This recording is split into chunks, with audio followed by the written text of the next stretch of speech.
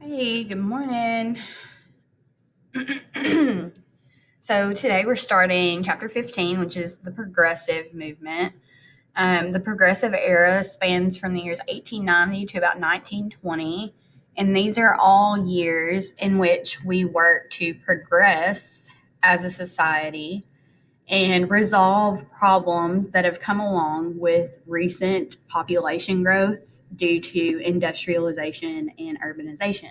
So, we've talked about industrialization and urbanization in the last couple chapters and some of the problems that came along with that.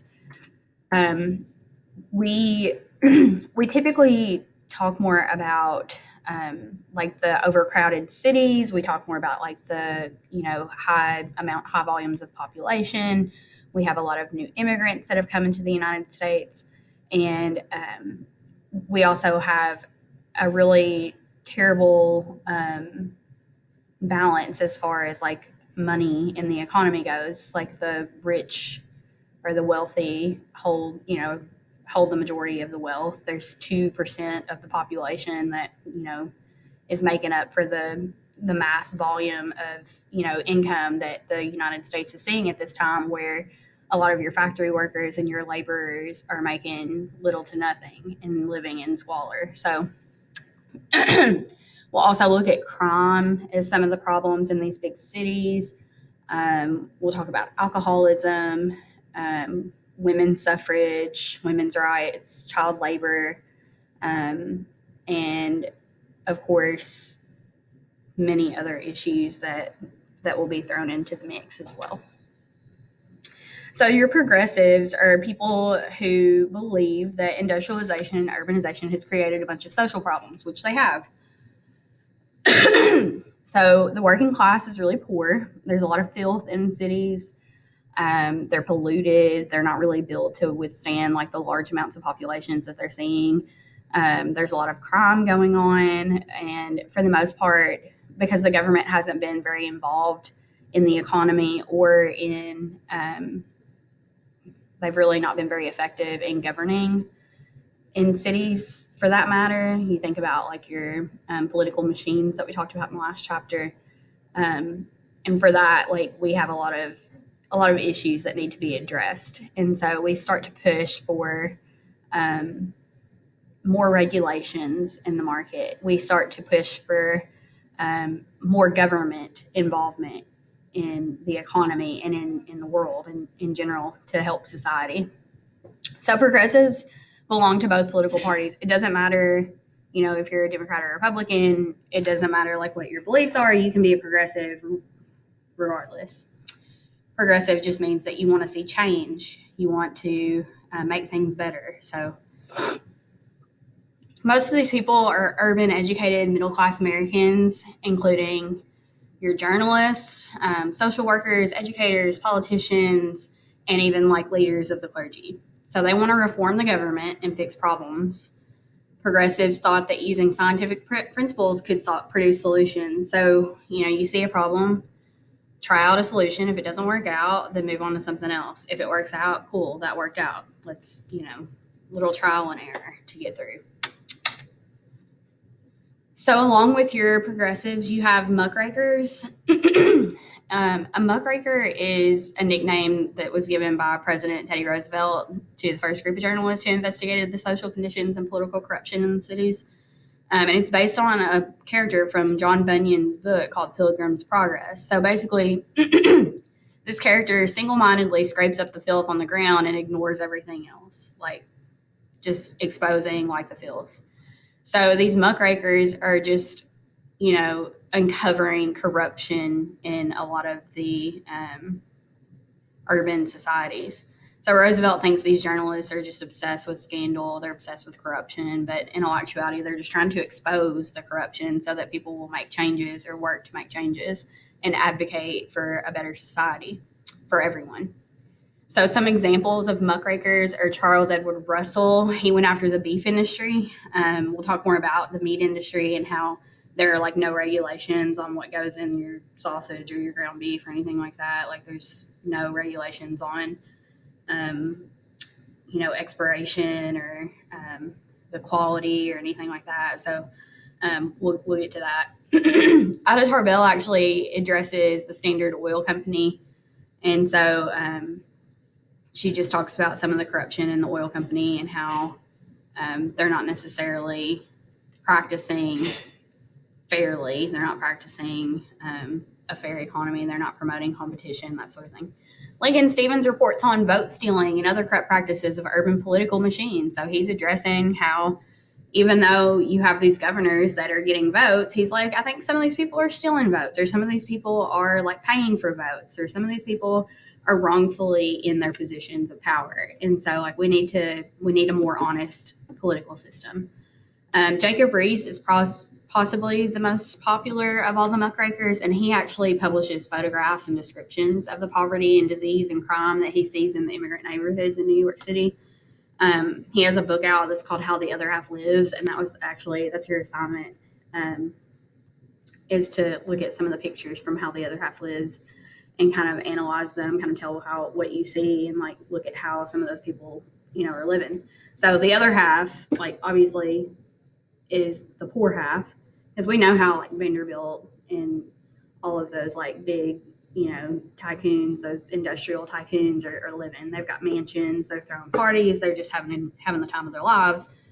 Meanwhile, you've got the rest of the population, the majority of the population, living in like high-rise apartments, 5-6 people in a one-room apartment, not very clean, not very much going for them. And so he's just, he's like, look, you think that we're doing good? Let me show you what it really looks like in some of these neighborhoods.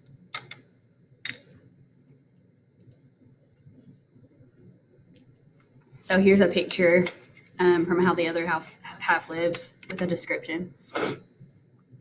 It says, look into any of these houses. Everywhere the same piles of rags, of malodorous bones, and musty paper. Here's a flat or a parlor and 2 pitch-dark coops called bedrooms. Truly the bed is all there's room for. The family tea kettle is on the stove doing the duty for its time to be a wash boiler. By night, it will return to its proper use again, a practical illustration of how poverty in the bin makes both ends meet. 1, 2, 3 beds are there, if the old boxes and heaps of foul straw can be called that by name. A broken stove with a crazy pipe from which the smoke leaks at every joint. A table of rough boards propped up on boxes. Piles of rubbish in the corner. The closeness and smell are appalling. How many people sleep here? The woman with the red bandana shakes her head sullenly, but the bare-legged girl with the bright face counts on her fingers. 5, 6. So, this is a pretty good illustration of what you would see in these neighborhoods. You typically have 6, 7 people living in a small, maybe like it looks like an 8x8 like square foot little room that they're all sharing. They've got their stove here. These are the beds. Like they cook their food here. They sit here. They hang out here. They sleep here. Everything's in this tiny room. So definitely challenging. So different issues led to different approaches, and progressives even took the opposing positions on how to address some problems, because obviously you're going to have there's more than one way to solve a problem, So they condemned corruption in government, but did not always agree on the best way to fix the problem. So like, yes, there are problems, but we have different solutions. So one group focused on making the government more efficient by using ideas from businesses. So Frederick Taylor's The Principles of Scientific Management describes how a company can increase efficiency by managing time, breaking tasks down into smaller parts, and using standardized tools to optimize productivity and provide more jobs for unskilled workers. So basically, breaking jobs into smaller parts, giving everybody a job, there's different ways to run a company. A lot of progressives argue that managing a modern city required the use of business management techniques, though, like not scientific management, but business management. So there's like kind of the argument between which one is better. So progressives saw corruption and inefficiency in municipal government, where in most cities, the mayor or the city council would choose the heads of the city department. So if your mayor or city council is choosing those people, they're not elected. You typically have people that don't really belong in those positions running those cities. So Traditionally, they gave those jobs to political supporters and friends who knew little about managing city services, and so they weren't really efficient because they didn't know what they were doing. So your progressives support two proposals to reform city government. You have a commission plan, and then you have a second approach that's this council manager system. So your commission plan divides the city government into several departments, and you have an expert commissioner that controls each department. Galveston, Texas is an example that adopts this system in 1901, and then other people kind of like fall in line and start following it. So you have experts running departments in the city.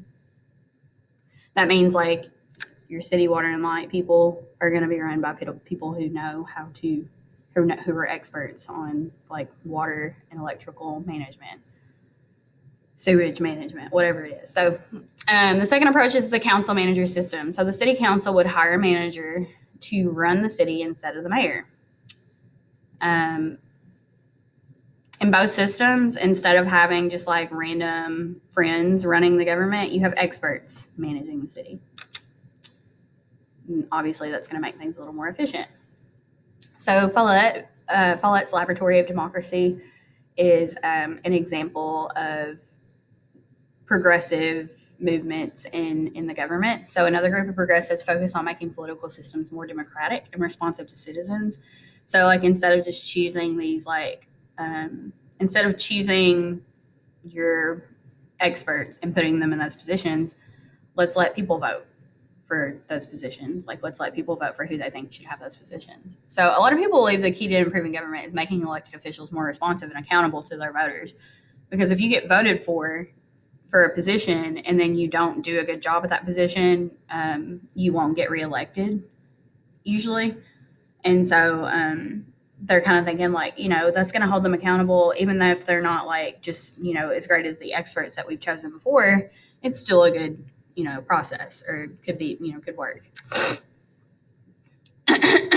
So Republican Governor Robert La Follette from Wisconsin attacks the way political parties run their conventions. He says party bosses controlled the selection of convention delegates, which meant that they controlled the nomination of candidates as well. And so he pressures the state legislature to pass a law requiring parties to hold a direct primary where all your party members could vote for a candidate to run in a general election instead of just letting party bosses who are, big parts of these political machines run everything. Let's actually put it into the party's hands. So Wisconsin got the reputation as being a laboratory of democracy. Wisconsin's use of the direct primary started spreading to other states as well. And so that was eliminating the control that those party bosses had in those political machines and giving people more of a say. So as far as democratic reforms, it says to force legislators to listen to the voters, progressives also pushed for 3 additional reforms. You have the initiative, the referendum, and the recall. So the initiative permitted a group of citizens to introduce legislation and required the legislator to vote on it. So you're allowing people to essentially say, I think we need a law for this. This would help solve some problems, like we should make a law for this. The referendum allowed citizens to vote on proposed laws directly without going to legislature. So the referendum has given citizens even more power. It's like we don't have to bring it to legislature. Like we voted and we think that this is necessary, and so we're going to do this. So they can take the initiative. They can refer this vote and propose that it becomes a law without going to the legislature, because the legislature could be made up of people who are in these political parties, these big, these political machines. And then the recall would provide voters an option to demand a special election to remove an elected official from office before his or her term had expired. So basically, if you're not doing a very good job, or if you're refusing to do your job properly, then we can remove you from your office and replace you with someone who will do their job correctly. So gives people a lot more power and really, really puts an emphasis on democratic ideas, democracy, giving power to the people. So the 17th Amendment is actually, where we get the direct election of senators. So the federal Constitution originally directed each state legislator to elect senators.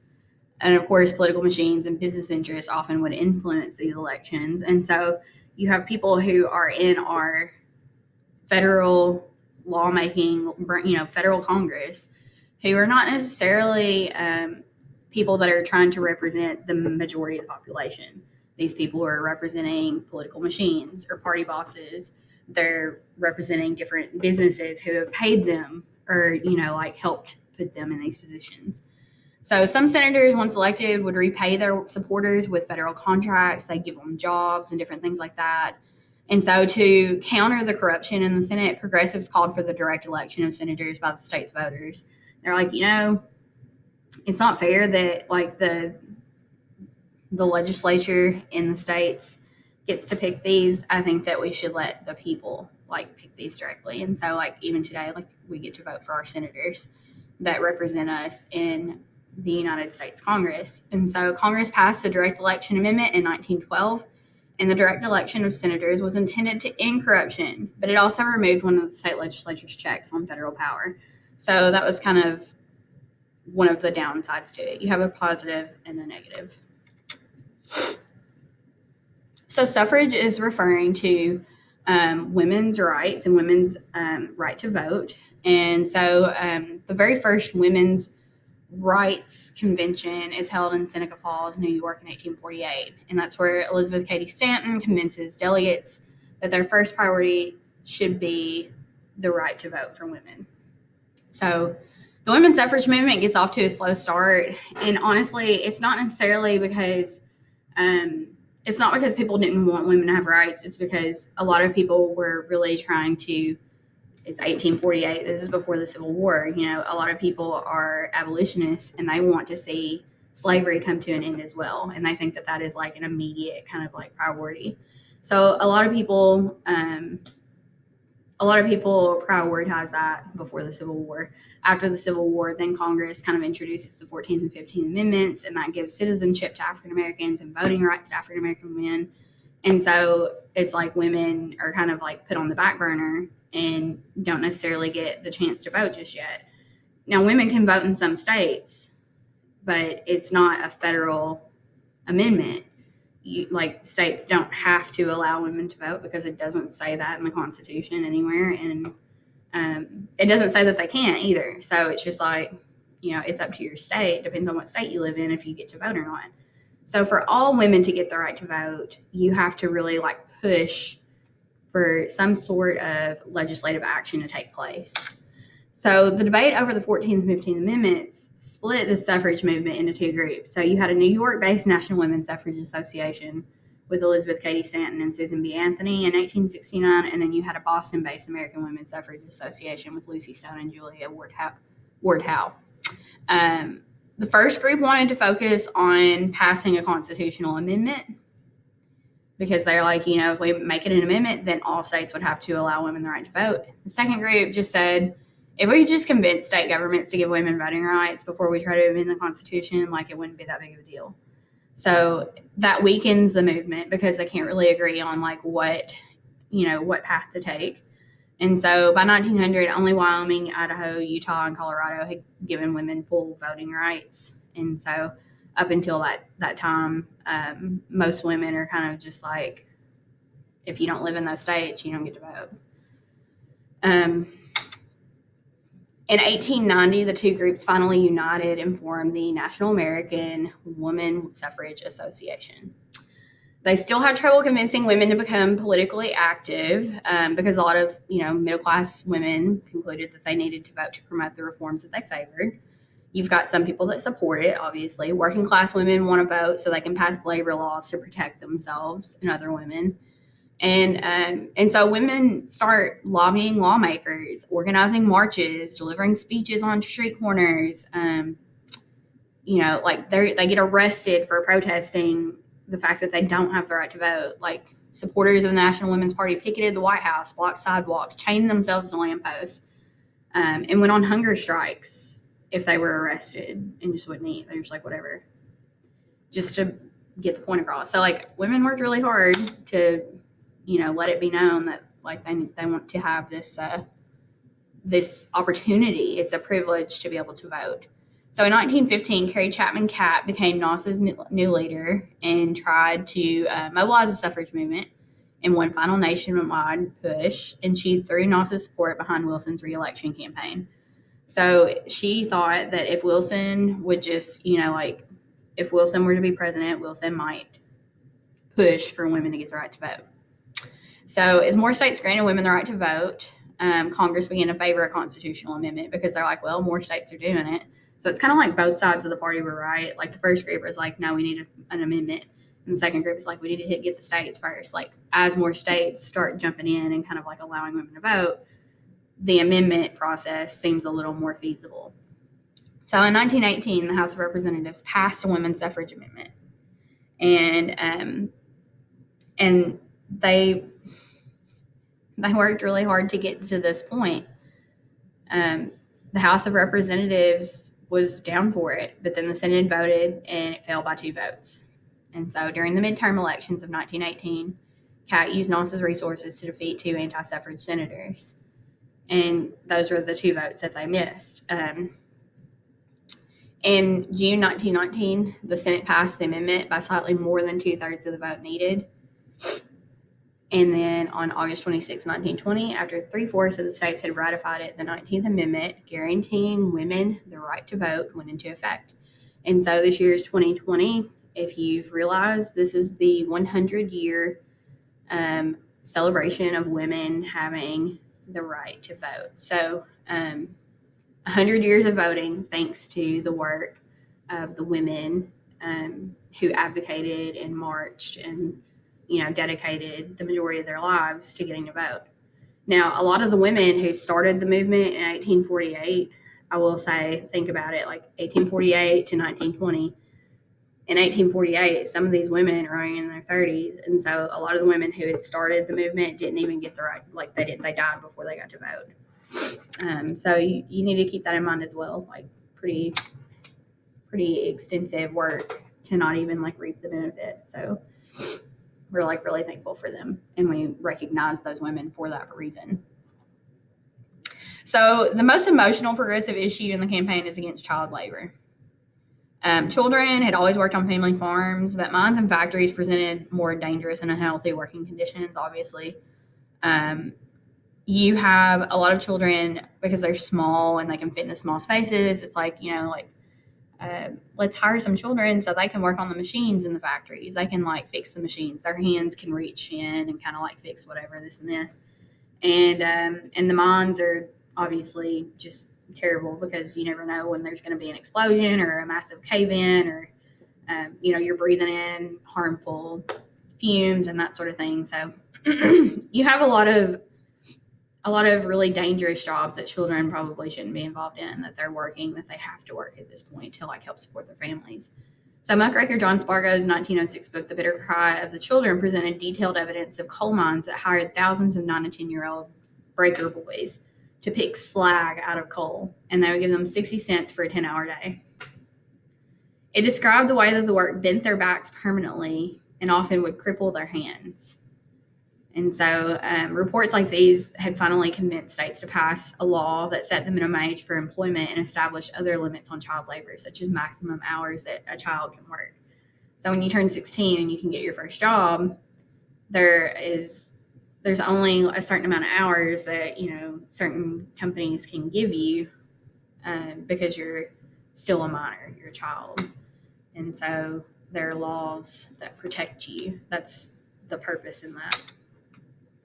Many adult workers also labored in difficult conditions, and when workers were injured or killed on the job, they and their families didn't really get anything. It'd just be like, oh, well, you lost your hand in the machine.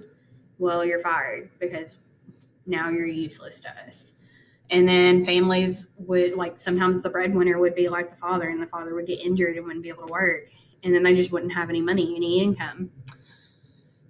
So progressives joined union leaders to pressure states for workers' compensation laws so that they could establish insurance funds that employers would finance for workers who would be injured in accidents and receive payments from these funds.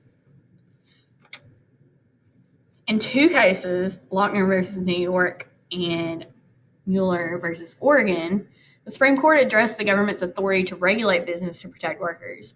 So in the Lochner case, the court ruled that the New York law forbidding bakers to work more than 10 hours a day was unconstitutional. Where in the case of women working in laundries in Oregon, the court upheld the state's right to limit the hours. So like there's not really consistency based on gender in this situation. So the different judgments obviously are based on these gender differences, and that's an issue. And so they're like, just because they're men doesn't mean that, you know, they should have to work more hours. You know, like there should still be laws and the state should have the right to do so. So the court is actually kind of not only are they making different judgments, but they're kind of going against themselves there. So a lot of progressives also favored zoning laws as a method of protecting the public. So these laws would divide the town into just like zones for commercial or residential or other development and regulate how land and buildings could be used there. So the building codes would set minimum standards for like light, air, and room size, sanitation, things like that, and they would require buildings to have fire escapes. Health codes required restaurants and other facilities to maintain clean environments for their patrons. But as far as like enforcing these things, I actually have an assignment for you that deals with like what happens when these codes or these laws are not really when they're not really thought through all the way or when they're not enforced. And so one of the biggest like disasters due to a fire was the Triangle Shirtwaist Factory incident. And these young, mostly women, foreign women, were working in the shirtwaist factory. And when the building caught on fire, they couldn't get out of the fire escape. The ladders from the fire trucks couldn't reach the top story that they were in. The stairway was locked, like to get down the stairs. And a lot of girls like jumped to their death, and rather than being burned to death or, you know, suffering from smoke inhalation, they just started jumping from the buildings. So we'll look more into that because we're going to talk about some of the health and safety codes and how that changed. Oh, and like the people like don't even go to jail. Like the people that were responsible for the deaths of these people, they were charged for manslaughter and they like are found not guilty because they didn't know that the stairwell was locked. So they were like, we didn't know. We had no idea. So weird. So the Prohibition movement, prohibition meaning the prohibition of alcohol, kind of starts during this era as well. So a lot of progressives believe that alcohol explains a lot of society's problems. Settlement house workers knew that hard-earned wages were often spent on alcohol because, like, you know, the saloons are really popular. It's like, let's just stop off at the bar, let's go to the saloon, whatever, and like have a drink. And then after they've like drank quite a bit, they run home. And you know, one thing leads to another. Some people are a little more violent whenever they drink. So the temperance movement, which advocated that people stop or at least moderate their alcohol consumption, emerged from these concerns. Mostly women led the temperance movement, obviously. So in 1874, a group of women formed the Women's Christian Temperance Union, and they had 250,000 members by 1911. Then you have another group in 1893 that formed the Anti-Saloon League. And so when the temperance movement began, it concentrated on reducing alcohol consumption, but then later on, they start pressing for prohibition. They're like, you know what, like, let's just go ahead and cut it all out. Like, people are not going to be able to just like reduce their consumption. We don't need alcohol anyway.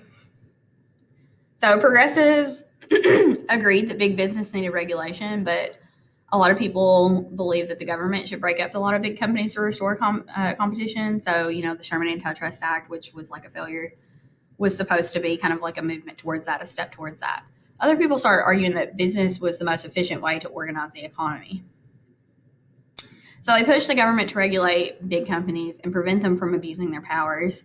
Another example would be the Interstate Commerce Commission that we talked about in the last chapter. Some progressives advocated for socialism even. That's kind of like taking it to the next step. But they wanted the government to buy up the large companies and like especially like utility companies that affected everyone.